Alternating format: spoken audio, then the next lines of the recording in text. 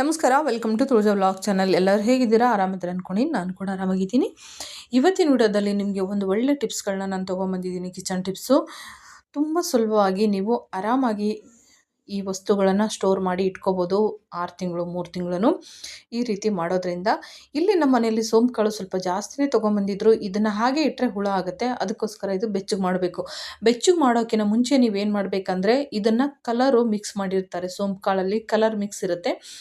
ಆ ರೀತಿ ಸೋಂಪು ಕಾಳು ಏನು ಮಾಡಬೇಕಂದ್ರೆ, ಒಂದು ಕಾಟನ್ ಬಟ್ಟೆಯಲ್ಲಿ ಸ್ವಲ್ಪ ಒದ್ದೆ ಮಾಡಿಬಿಟ್ಟು ನೀಟಾಗಿ ಕ್ಲೀನಾಗಿ ಅದನ್ನು ಒರೆಸ್ಕೊಂಡ್ಬಿಡ್ಬೇಕು. ನೀವು ಕ್ಲೀನಾಗಿ ಒರೆಸ್ಕೊಂಡಾಗ ಒಂದು 2-3 ಸತಿ ಆದರೂ ಒರೆಸ್ಕೊಂಡಾಗ ಏನಾಗುತ್ತೆ, ಕಲರ್ ಅನ್ನೋದು ಎಲ್ಲ ಬಿಟ್ಕೊಳ್ಳುತ್ತೆ.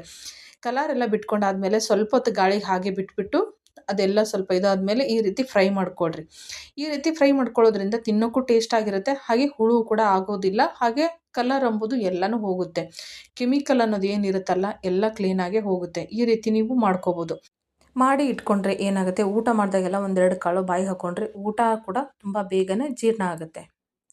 ಹಾಗೆ ಇದು ರವೆ, ಒಂದು ದಪ್ಪ ರವೆ ಆಗಲಿ ಅಥವಾ ಚಿರೋಟಿ ರವೆ, ಇದು ರವೆನ ಏನು ಮಾಡಬೇಕು, ನಾವು ತೊಗೊಂಬಂದು ಈ ಥರ ಡಬ್ಬದಲ್ಲಿ ಹಾಕಿ ಎತ್ತಿಟ್ಬಿಡ್ತೀವಿ. ಒಂದು ವಾರ ಅಥವಾ 2 ವಾರ ಬಿಟ್ಟು ನೋಡಿದ್ರೆ ಹುಳ ಆಗಿಬಿಟ್ಟಿರುತ್ತೆ. ಅದಕ್ಕೋಸ್ಕರ ಅದನ್ನು ಏನು ಮಾಡಬೇಕು ಅಂದರೆ, ಒಂದು ಈ ಥರ ಕಾಡ ಇಟ್ಕೊಂಬಿಟ್ಟು ಕ್ಲೀನಾಗಿ ಒರೆಸ್ಕೊಂಬಿಟ್ಟು ಅದು ರವೆನ ಬಿಸಿ ಮಾಡ್ಕೊಳ್ಳಿ. ಈ ಥರ ಬಿಸಿ ಮಾಡ್ಕೊಳ್ಳೋದ್ರಿಂದ ನಿಮಗೆ ತುಂಬಾ ಹೆಲ್ಪ್ ಆಗುತ್ತೆ, ತುಂಬ ಯೂಸ್ ಆಗುತ್ತೆ. ಹೇಗಂದರೆ, ಇದರಿಂದ ನೀವು ಉಪ್ಪಿಟ್ಟು ಮಾಡ್ಕೋಬೋದು, ಇಡ್ಲಿ ಮಾಡ್ಕೋಬೋದು, ಪಡ್ಡು ಮಾಡ್ಕೋಬೋದು. ಈ ರೀತಿ ನೀವು ಬಿಸಿ ಮಾಡಿ ಇಟ್ಕೊಳ್ಳೋದ್ರಿಂದ ಇದ್ರದ್ದೆಲ್ಲ ರೆಸಿಪಿಗಳು ಕೂಡ ನಾನು ಮಾಡಿ ಹಾಕಿರ್ತೀನಿ ನೋಡಿ. ಇದನ್ನು ಈ ರೀತಿ ಬಿಸಿ ಮಾಡಿಕೊಂಡ್ರೆ ಏನಾಗುತ್ತೆ, ನಿಮಗೆ ಅರ್ಜೆಂಟಿಗೆ ಬೇಗ ಆಫೀಸ್ಗೆ ಹೋಗೋರಿಗೆ ಉಪ್ಪಿಟ್ಟು ಮಾಡಬೇಕು ಅಂದಾಗ ಹುರಿದು ನೀವು ಒಗ್ಗರಣೆ ಎಲ್ಲ ಮಾಡ್ಕೊಳ್ಳೋಕ್ಕೆ ತುಂಬ ಟೈಮ್ ತೊಗೊಳುತ್ತೆ. ಹುರಿದು ಇಟ್ಕೊಂಡ್ಬಿಟ್ರೆ ಬೇಗ ಒಗ್ಗರಣೆ ಮಾಡ್ಕೋಬೋದು. ಏನಾದರೂ ಇಡ್ಲಿ ಮಾಡಬೇಕು ಅಂದ್ಕೊಂಡ್ರೆ ಬೇಗ ಸ್ವಲ್ಪ 1 ಕಪ್ ಮೊಸರು ಹಾಕ್ಬಿಟ್ಟು ಈ ರವೆ ಹಾಕಿ ನೆನೆಸಿಟ್ಬಿಟ್ರೆ ದಿಢೀರಾಗಿ ಇಡ್ಲಿನ ರೆಡಿ ಆಗುತ್ತೆ. ಇದೇ ರವೆನ ಸ್ವಲ್ಪ ತರಿಯಾಗಿ ನೀವು ಮಿಕ್ಸಿಯಲ್ಲಿ ನೆನೆಸಿಡಬೇಕು. ಫಸ್ಟ್ ನೀರು ಹಾಕಿ ನೆನೆಸಿಟ್ಕೊಂಡು ಇದನ್ನು ನೀವು ಮಿಕ್ಸಿ ಮಾಡಿಕೊಂಡು ಪಡ್ಡು ಕೂಡ ಮಾಡ್ಕೋಬೋದು. ಮಸಾಲ ಪಡ್ಡು ಸೂಪರಾಗಿರುತ್ತೆ. ಈ ರೀತಿ ನೀವು ರವೆನ ಹುರಿದು ಇಟ್ಕೊಳ್ಳೋದ್ರಿಂದ ಇಷ್ಟೆಲ್ಲ ಪ್ರಯೋಜನ ಇದೆ. ಇದನ್ನು ನಾವೀಗ 5 ನಿಮಿಷ ಹಾಗೆ ತಣ್ಣಗಾಗೋಕ್ಕೆ ಬಿಟ್ಬಿಡೋಣ. ಯಾವುದೇ ವಸ್ತು ನಾವು ಬಿಸಿ ಮಾಡ್ಕೊಂಡಾಗ ಹಾಗೆ ಡಬ್ಬಕ್ಕೆ ಹಾಕಿ ಇಡಬೇಡಿ. ಡಬ್ಬದಲ್ಲಿ ಹಾಕಿಟ್ರೆ ಏನಾಗುತ್ತೆ, ನೀರು ಬಿಟ್ಕೊಂಡು ಮತ್ತೆ ಅದು ಒದ್ದೆ ಆಗಿಬಿಟ್ಟು ಎಲ್ಲ ಹಾಳಾಗ್ಬಿಡುತ್ತೆ. ಅದು ತಣ್ಣಗಾಗೋಕ್ಕೆ ಬಿಟ್ಬಿಡಿ. ಇದು ನಾವು ಕಾರಳು ಅಂತ ಹೇಳ್ತೀವಿ. ಕೆಲವೊಂದು ಕಡೆ ಕಾರಳು ಹೇಳ್ತಾರೆ, ಕೆಲವೊಂದು ಕಡೆ ಗುರೆಳ್ಳು ಹೇಳ್ತಾರೆ, ಹುಚ್ಚೆಳ್ಳು ಅಂತ ಹೇಳ್ತಾರೆ. ಇದನ್ನು ನೀವು ಅಡುಗೆಗಂತೂ ಬಳಸ್ತೀರಾ, ನಾವು ಕೂಡ ಬಳಸ್ತೀವಿ. ಇದನ್ನು ನಾವು ಪುಡಿ ಮಾಡಿ ಇಟ್ಕೋತೀವಿ. ಪುಡಿ ಮಾಡಿ ಇಟ್ಕೊಂಡ್ರೆ ನಮಗೆ ಪಲ್ಯ ಮಾಡೋಕ್ಕೆ ತುಂಬ ಈಸಿಯಾಗಿ ನಾವು ಇದನ್ನು ಸಡನ್ನಾಗಿ ಪಲ್ಯ ಮಾಡೋ ಟೈಮಲ್ಲಿ ಹಾಕೋಬೋದು. ನಾವೇನಾದರೂ ಅವಾಗೇ ಹುರಿದು ಅವಾಗೇ ಪುಡಿ ಮಾಡಿ ಪಲ್ಯಕ್ಕೆ ಹಾಕ್ಕೋಬೇಕಂದ್ರೆ ತುಂಬ ಲೇಟ್ ಆಗುತ್ತೆ. ಹಾಗೆ ಇದು ಹುರಿದು ಇಟ್ಕೊಳ್ಳೋದ್ರಿಂದ ಹುಳು ಆಗೋದಿಲ್ಲ. ಅದಕ್ಕೋಸ್ಕರ ಇದನ್ನು ಹುರಿದು ಪುಡಿ ಮಾಡಿ ಇಟ್ಕೊಂಡ್ಬಿಟ್ರೆ ನಿಮಗೆ ಪಲ್ಯ ಮಾಡ್ಕೊಳ್ಳೋಕ್ಕೆ ಈಸಿ ಆಗುತ್ತೆ. ಪುಡಿ ಮಾಡಿ ಜಾಸ್ತಿ ದಿವಸ ಇಟ್ಕೋಬಾರ್ದು. ಹಾಗಾಗಿ ಇದನ್ನು ಬರದೇ ಹುರಿದು ಇಟ್ಕೊಳ್ಳಿ, ಒಂದು ಸ್ವಲ್ಪ ಪುಡಿ ಮಾಡಿ ಇಟ್ಕೊಳ್ಳಿ. ಆವಾಗ ನಿಮಗೆ ಪಲ್ಯ ಮಾಡೋ ಟೈಮಲ್ಲಿ ಅರ್ಜೆಂಟಿಗೆ ಯೂಸ್ ಆಗುತ್ತೆ. ಇದನ್ನು ಕೂಡ ಅಷ್ಟೇ, ಒಂದು 5 ನಿಮಿಷ ನೀವು ಈ ರೀತಿ ತಟ್ಟೆ ಫುಲ್ ಅಗಲ ಮಾಡಿ ತಣ್ಣಗಾಗೋಕ್ಕೆ ಬಿಟ್ಬಿಡಿ. ಈಗ ಇನ್ನೊಂದು ಟಿಪ್ಸು, ಇಲ್ಲಿ ಕಾಳು ಕೂಡ ಅಷ್ಟೇ. ನೀವು ಕಾಳು ಡಬ್ಬದಲ್ಲಿ ಹಾಗೆ ಇಟ್ಬಿಟ್ರೆ ಬುರ್ಬುರಿ ಆಗುತ್ತೆ. ಬುರ್ಬುರಿ ಅಂದರೆ ಹುಳ ಬರುತ್ತೆ, ಒಂದು ಅದು ಹಾರುತ್ತೆ, ಪಂಕ ಥರ ಬರುತ್ತಲ್ಲ, ಆ ಥರ ಹುಳ ಆಗುತ್ತೆ. ಅದನ್ನು ಆಗಬಾರ್ದು ಅಂದರೆ ನೋಡಿ, ಇದು ಮೆಟ್ಟಿಗೆ ಕಾಳು ಅಂತ ಹೇಳ್ತೀವಿ. ಮೆಟ್ಟಿಗೆ ಕಾಳಾಗಲಿ, ಹೆಸರು ಕಾಳು, ಆಮೇಲೆ ಕಡಲೆಕಾಳು, ಈ ಕಾಳುಗಳನ್ನೆಲ್ಲ ನೀವು, ಹುಳ್ಳಿಕಾಳು, ಅಲಸಂದಿ ಕಾಳು, ಈ ಕಾಳೆಲ್ಲ ನೀವು ಹಾಗೆ ಹಸಿದು ಇಡೋದ್ರಿಂದ ಬೇಗ ಹುಳ ಆಗುತ್ತೆ. ಅದರಲ್ಲಿ ನೀವು ಹಸಿದು ಇಡಬೇಕು, ನಾವು ಮೊಳಕೆ ಕಟ್ಟಿ ಸಾಂಬಾರು ಮಾಡೋದಾಗಲಿ, ಮೊಳಕೆ ಕಟ್ಟಿ ಇದು ಮಾಡ್ತಾರೆ ನೋಡಿ, ಉಸುಳಿ ಅಂತ ಮಾಡ್ತಾರೆ. ಅದನ್ನೆಲ್ಲ ಮಾಡೋಕ್ಕೆ ಹಸಿ ಕಾಳು ಬೇಕನ್ನೋರು ಅದಕ್ಕೆ ಒಂದು ಬೇರೆ ಟಿಪ್ಸ್ ಇದೆ, ಅದು ಕೂಡ ನಾನು ನಿಮಗೆ ತಿಳಿಸ್ತೀನಿ ನೆಕ್ಸ್ಟ್ ವಿಡಿಯೋದೊಳಗೆ. ಈಗ ಇದನ್ನು ಪಲ್ಯ ಮಾಡೋಕ್ಕೆ ನಿಮಗೆ ಬೇಕನ್ನೋರು, ಅರ್ಜೆಂಟಿಗೆ ಪಲ್ಯ ಮಾಡೋಕ್ಕೆ ಅಥವಾ ಸಾಂಬಾರು ಮಾಡೋಕ್ಕೆ ಬೇಯಿಸ್ಕೋಬೇಕಂದ್ರೆ ಹುರಿದಿಟ್ಕೊಂಡ್ರೆ ಏನಾಗುತ್ತೆ, ನೀವು ಬೇಯಿಸೋಕ್ಕಿಟ್ಟಾಗ ಬೇಗ ಬೇಯುತ್ತೆ. ಹಸಿದು ಹಾಕಿದ್ರೆ ಬೇಗ ಬೇಯಲ್ಲ, ಹುರಿದು ಹಾಕ್ಕೊಂಡ್ರೆ ಬೇಗ ಬೇಯುತ್ತೆ, ಹಾಗೆ ಟೇಸ್ಟ್ ಕೂಡ ಸೂಪರಾಗಿರುತ್ತೆ. ಇದನ್ನು ಕೂಡ ಈ ರೀತಿ ನೀವು ಹುರಿದು ಇಟ್ಕೊಳ್ಳೋದ್ರಿಂದ ನಿಮ್ಗೆ ಅರ್ಜೆಂಟಿಗೆ ಯೂಸ್ ಆಗುತ್ತೆ, ಹಾಗೆ ಹುಳ ಕೂಡ ಆಗೋದಿಲ್ಲ. ಇದನ್ನು ಕೂಡ ನಿಮಗೆ ಒಳ್ಳೆ ಒಂದು ಟಿಪ್ಸ್ ಆಗಿರುತ್ತೆ.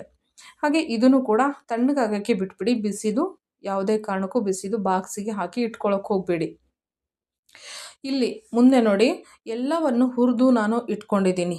ಈ ರೀತಿ ಎಲ್ಲವನ್ನು ಹುರಿದು ರೆಡಿ ಮಾಡಿ ಇಟ್ಕೊಂಡಿದ್ದೀನಿ. ಸೋಂಪು ಕಾಳು, ರವೆ, ಮತ್ತು ಮೆಟ್ಟಿಗೆ ಕಾಳು, ಮತ್ತು ಕಾರೆಳ್ಳು. ಇಲ್ಲಿ ನಾನು ಧನಿಯಾನ ಹುರಿದಿಟ್ಕೊಂಡಿದ್ದೀನಿ, ಮುಂಚೆನೇ ಹುರಿದಿಟ್ಕೊಂಡಿದ್ದೀನಿ. ಅದನ್ನು ನಿಮಗೆ ಇಲ್ಲೇ ತೋರಿಸ್ತಾ ಇದ್ದೀನಿ ನೋಡಿ. ನಾನು 1 kg ತೊಗೊಂಬಂದಿದ್ದೆ. 1 kg ತೊಗೊಂಬಂದಿರುವಂಥ ಹವೇಜು ಏನಾಗುತ್ತಂದ್ರೆ, ಹಾಗೆ ಇಟ್ಕೊಂಡ್ರೆ ಹುಳ ಆಗುತ್ತೆ. ಹಾಗಾಗಿ ನಾನೇನು ಮಾಡಿದ್ದೀನಿ, ಅರ್ಧ ಹುರಿದು ಪುಡಿ ಮಾಡಿ ಇಟ್ಕೊಂಡಿದ್ದೀನಿ, ಧನಿಯಾ ಪೌಡ್ರ್ ಮಾಡಿ ಇಟ್ಕೊಂಡಿದ್ದೀನಿ. ಇನ್ನರ್ಧ ನಾನು ಹುರಿದು ಈ ರೀತಿ ಬಾಕ್ಸಲ್ಲಿ ಹಾಕಿ ಎತ್ತಿಟ್ಕೊಂಡಿದ್ದೀನಿ. ಈ ಮಿಕ್ಕಿದ್ದೆಲ್ಲ ಅದೇ ನೋಡಿ, ಅದೇ ಥರ ಮಾಡಿಕೊಡ್ರಿ ಮಿಕ್ಕಿದ್ದೆಲ್ಲವೂ. ಇವಾಗ ಇದನ್ನು ಕೂಡ ಅಷ್ಟೇ, ಈ ರೀತಿ ಒಂದು ಗಾಜಿನ ಡಬ್ಬದಲ್ಲೋ ಅಥವಾ ಪ್ಲಾಸ್ಟಿಕ್ ಡಬ್ಬದಲ್ಲೋ ಹುರಿದು ನೀವು ಎತ್ತಿಟ್ಕೊಂಡ್ಬಿಡ್ಬೇಕು. ಹಾಗೆ ಇಟ್ಕೊಂಡ್ರೆ ಈ ತಂಪಿಗೆ ಏನಾಗ್ಬಿಡುತ್ತೆ, ತಣ್ಣಗಾಗ್ಬಿಟ್ಟಾಗ ತಿನ್ನೋಕೆ ಅಷ್ಟೊಂದು ಚೆನ್ನಾಗಿರಲ್ಲ. ನೀವು ಡಬ್ಬದಲ್ಲಿ ಹಾಕಿ ಪ್ಯಾಕ್ ಮಾಡಿಟ್ರೆ ತುಂಬಾ ಚೆನ್ನಾಗಿರುತ್ತೆ, ಹಾಗೆ ಗರಿ ಗರಿಯಾಗಿರುತ್ತೆ. ಈ ರೀತಿ ಟಿಪ್ಸ್ಗಳನ್ನು ನೀವು ಕೂಡ ಫಾಲೋ ಮಾಡಿದ್ರೆ ನಿಮಗೂ ಕೂಡ ಫುಲ್ ಯೂಸ್ ಆಗುತ್ತೆ. ನಿಮಗೆ ಬೆಳಗ್ಗೆ ಆಫೀಸ್ಗೆ ಹೋಗೋ ಟೈಮಲ್ಲಿ ಕೆಲಸ ಇರುತ್ತೆ, ಆ ಕೆಲಸದಲ್ಲಿ ಕಾಳುಗಳ ಬಿಸಿ ಮಾಡ್ಕೊಳಕ್ಕಾಗಲ್ಲ, ರವೆನ ಹುರ್ಕೊಳಕ್ಕಾಗಲ್ಲ, ಆ ರೀತಿ ಪುಡಿಗಳನ್ನ ಮಾಡ್ಕೊಳಕ್ಕಾಗಲ್ಲ. ಹಾಗೆ ಮತ್ತು ಯಾವುದು ಕಡಲೆ ಬೀಜದ ಪುಡಿನ ಯೂಸ್ ಮಾಡ್ತಾ ಇರ್ತಾರೆ, ಅಂದರೆ ಶೇಂಗದ ಕಾಳು ಪುಡಿ ಎಲ್ಲ ಯೂಸ್ ಮಾಡ್ತಾ ಇರ್ತಾರಲ್ಲ, ಅದನ್ನು ಕೂಡ ಈ ರೀತಿ ನೀವು ಪುಡಿ ಮಾಡಿ ಇಟ್ಕೋಬೋದು. ತುಂಬ ಇನ್ನು ಟಿಪ್ಸ್ಗಳು ನಿಮ್ಗೆ ಯಾವುದಾದ್ರೂ ಬೇಕು ಅಂದರೆ ಅದನ್ನು ನಾನು ಇನ್ನೂ ಟಿಪ್ಸ್ಗಳು ಕೊಡ್ತಾನೆ ಇರ್ತೀನಿ. ಈ ರೀತಿ ವಿಡಿಯೋಗಳು ಮಾಡ್ತಾನೆ ಇರ್ತೀವಿ, ನಿಮಗೂ ಕೂಡ ತುಂಬ ಯೂಸ್ ಆಗುತ್ತೆ, ನೋಡ್ತಾ ಇರಿ. ಇದು ಕೂಡ ಅಷ್ಟೇ, ಹುರಿದು ಸ್ವಲ್ಪ ಹೊತ್ತಾದಮೇಲೆ ತಣ್ಣಗಾದ್ಮೇಲೆ ಎಲ್ಲವೂ ಬಾಕ್ಸಿಗೆ ಹಾಕಿಡೋದ್ರಿಂದ ಈ ರೀತಿ ಪ್ಯಾಕ್ ಮಾಡೇ ಇಟ್ಕೋಬೇಕು. ಇಲ್ಲ ಅಂದರೆ ಏನಾಗುತ್ತೆ, ಈ ಮಳೆಗೆ ಎಲ್ಲ ತಂಪಾಗ್ಬಿಡುತ್ತೆ, ತಣ್ಣಗಾಗ್ಬಿಟ್ರೆ ಅದು ಅಷ್ಟು ಚೆನ್ನಾಗಿರಲ್ಲ. ಹಾಗಾಗಿ ಈ ರೀತಿ ಕೂಡ ನೀವು ಮಾಡ್ಕೋಬೋದು. ಮತ್ತು ಇನ್ನು ಇಡ್ಲಿದು ನಿಮಗೆ ರೆಸಿಪಿಗಳನ್ನ ಹೇಳಿದ್ನಲ್ಲ, ಆ ರೆಸಿಪಿಗಳು ಬೇಕಂದರೆ ಕಮೆಂಟ್ ಮಾಡಿದ್ರೆ ನಂದು ಇನ್ನೊಂದು ಚಾನಲ್ ಇದೆ, ತುಳಜಾ ಅಡುಗೆ ಮನೆ ಚಾನಲ್ ಅಂತ. ಅದರಲ್ಲಿ ನಿಮಗೆ ಈ ರೆಸಿಪಿಗಳೆಲ್ಲ ಸಿಗ್ತವೆ. ಅಲ್ಲಿ ನಾನು ರೆಸಿಪಿಗಳನ್ನ ಮಾಡಿ ಹಾಕ್ತಾ ಇರ್ತೀನಿ. ನಿಮಗೇನಾದರೂ ಈ ರವೆ ರೆಸಿಪಿಗಳು ಬೇಕಂದರೆ ಕಮೆಂಟ್ ಮಾಡಿದ್ರೆ ಖಂಡಿತ ನಾನು ಮಾಡಿ ತಿಳಿಸ್ತೀನಿ. ಹಾಗೆ ಇಲ್ಲಿ ರವೆ ಹಾಕಬೇಕಾದ್ರೆ ಹಾಗೆ ಹಾಕೋಕ್ಕೆ ಹೋಗ್ಬಿಡಿ. ಒಂದು ಕೆಳಗಡೆ ತಟ್ಟೆ ಅಗಲ ತಟ್ಟೆ ಇಟ್ಕೊಂಬಿಟ್ಟು ಈ ರೀತಿ ಹಾಕಿ ಸ್ಪೂನಿಂದ ಹಾಕೋಕ್ಕೆ ಹೋದ್ರೆ ತುಂಬ ಲೇಟ್ ಆಗುತ್ತೆ. ನಮ್ಗೆ ಇವಾಗ ಅರ್ಜೆಂಟು, ನಮ್ಗೆ ಬೇಗ ಬೇಗ ಕೆಲಸ ಮಾಡ್ಕೋಬೇಕು ಅಂದರೆ ಹೆಣ್ಮಕ್ಳಿಗೆ ತುಂಬ ಕೆಲಸ ಇರುತ್ತೆ ಮನೇಲಿ, ಎಷ್ಟು ಕೆಲಸ ಮಾಡಿದ್ರೂ ಸಾಕಾಗಲ್ಲ. ಹಾಗಾಗಿ ಬೇಗ ಬೇಗ ಮಾಡ್ಕೋಬೇಕನ್ನೋರು ಈ ಥರ ತಟ್ಟೆ ಇಟ್ಕೊಂಬಿಟ್ಟು ಈ ರೀತಿ ಹಾಕ್ಕೊಂಡ್ರೆ ಬೇಗ ಆಗಿಬಿಡುತ್ತೆ. ಸ್ಪೂನಿಂದ ಬೇರೆ ಏನಿದ್ರಿಂದ ಹಾಕ್ಕೊಳಕ್ಕೆ ಹೋದ್ರೆ ಸ್ವಲ್ಪ ಲೇಟ್ ಆಗುತ್ತೆ. ಎರಡು ಕಡೆ ಕೈ ಹಿಡ್ಕೊಂಡು ಸೆಂಟ್ರಲ್ಲಿ ಈ ಥರ ನೀವು ಹಾಕ್ಕೊಂಡು ಬೇಗ ಕೆಲಸಗಳನ್ನ ಮುಗಿಸ್ಕೋಬೋದು. ಮತ್ತು ಇನ್ನು ರೆಸಿಪಿಗೆ ಬಂದರೆ ತುಂಬ ರೆಸಿಪಿಗಳನ್ನ ನಾನು ಆಲ್ರೆಡಿ ಅಪ್ಲೋಡ್ ಮಾಡಿದ್ದೀನಿ ತುಳಜಾ ಅಡುಗೆ ಮನೆ ಚಾನಲಲ್ಲಿ. ತುಂಬ ರೆಸಿಪಿಗಳು ಹಾಕಿದ್ದೀನಿ, ಬೆಳಗಿನ ಬ್ರೇಕ್ಫಾಸ್ಟು, ಹಾಗೆ ಮಕ್ಕಳು ಲಂಚ್ ಬಾಕ್ಸ್ದು ತುಂಬ ರೆಸಿಪಿ ಇದೆ, ಹೋಗಿ ನೀವು ಯಾರಾದರೂ ನೋಡ್ಬೋದು. ಒಳ್ಳೊಳ್ಳೆ ರೆಸಿಪಿಗಳನ್ನ ಅಪ್ಲೋಡ್ ಮಾಡಿದ್ದೀನಿ. ಇದರಲ್ಲಿ ಡೈಲಿ ಬ್ಲಾಗ್ ಬರುತ್ತೆ, ಕೆಲವೊಂದು ಟಿಪ್ಸ್ಗಳು ಬರ್ತವೆ, ಹಾಗೆ ನನ್ನ ಜೀವನದಲ್ಲಿ ಏನು ನಡೆದಿದೆ ಕೆಲವೊಂದು ಘಟನೆಗಳನ್ನ ಹೇಳ್ತಾ ಇರ್ತೀನಿ. ಹಾಗಾಗಿ ಎಲ್ಲರೂ ವಿಡಿಯೋನ ನೋಡಿ ಸಪೋರ್ಟ್ ಮಾಡಿ. ಮತ್ತು ನಮ್ಮ ಚಾನಲ್ ಇನ್ನೂ ಯಾರೆಲ್ಲ ಸಬ್ಸ್ಕ್ರೈಬ್ ಮಾಡ್ಕೊಂಡಿಲ್ಲ, ಪ್ಲೀಸ್ ಚಾನಲ್ನ ಸಬ್ಸ್ಕ್ರೈಬ್ ಮಾಡಿಕೊಂಡು ಸಪೋರ್ಟ್ ಮಾಡಿ. ಹಾಗೆ ವಿಡಿಯೋ ಇಷ್ಟ ಆದರೆ ಲೈಕ್, ಶೇರ್, ಕಮೆಂಟ್ ಮಾಡಿ. ನೋಡಿ, ರವೆನ ಹಸಿದಾಗಿದ್ದಾಗ ಫುಲ್ ಇತ್ತು, ಬಾಕ್ಸ್ ಫುಲ್ಲಾಗಿತ್ತು. ಹುರಿದ ಮೇಲೆ ಅಷ್ಟು ಕಮ್ಮಿಯಾಗಿದೆ ನೋಡಿ, ಇಷ್ಟು ಕಮ್ಮಿಯಾಗಿದೆ ಹುರಿದ ಮೇಲೆ. ಹುರಿಯೋಕ್ಕಿಂತ ಮುಂಚೆ ಫುಲ್ ಹಾಕಿಟ್ಟಿದ್ದೆ ನಾನು ಹಸಿ ರವೆ, ಆವಾಗಲೇ ತೋರಿಸಿದ್ನಲ್ಲ ಫುಲ್ಲಾಗಿತ್ತು. ಇವಾಗ ನೋಡಿ ಕಮ್ಮಿ ಆಗಿದೆ. ಈಗ ಕಾಳುಗಳು ಕೂಡ ಅಷ್ಟೇ, ಕಾಳು ಹುರಿದು ನೀವು ಈ ರೀತಿ ಡಬ್ಬದಲ್ಲಿ ಹಾಕಿ ಇಟ್ಕೊಂಬಿಡಿ, ನಿಮಗೂ ಕೂಡ ತುಂಬ ಹೆಲ್ಪ್ ಆಗುತ್ತೆ.